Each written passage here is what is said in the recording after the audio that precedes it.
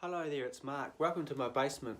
I've been, prior to the lockdown, I've been going around the country talking to quite a few Action Network farmers about their experience of taking part in the Action Network group.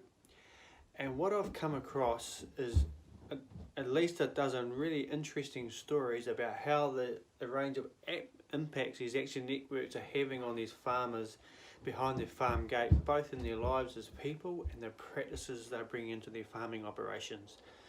Now what I've got for you today is just one of these stories. Now this story is from Southland, and it's a story about putting subclother into the hills to help to fatten lambs.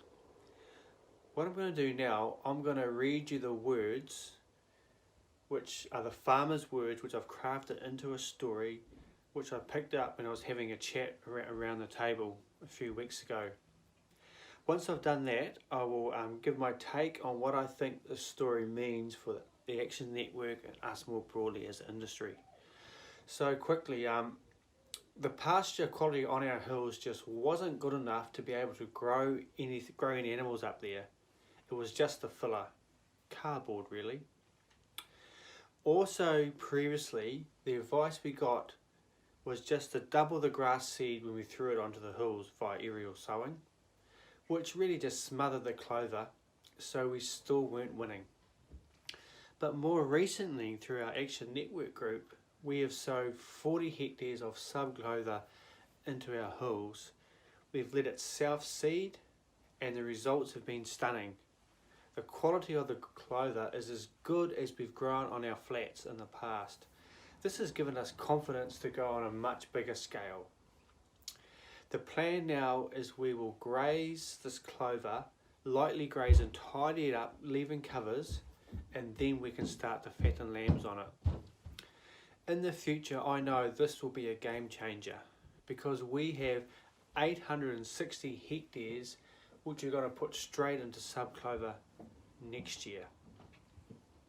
I believe it's going to increase our stocking rate, and also the live weight grains will be significantly better.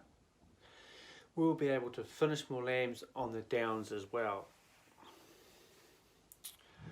We wouldn't have done this without our involvement in the Action Group, because the difference with the Action Group is it gave us access to independent experts that we wouldn't have been able to get onto our farm, and they were brought down, and the quality of the people that we could ask of questions has been a real difference for us.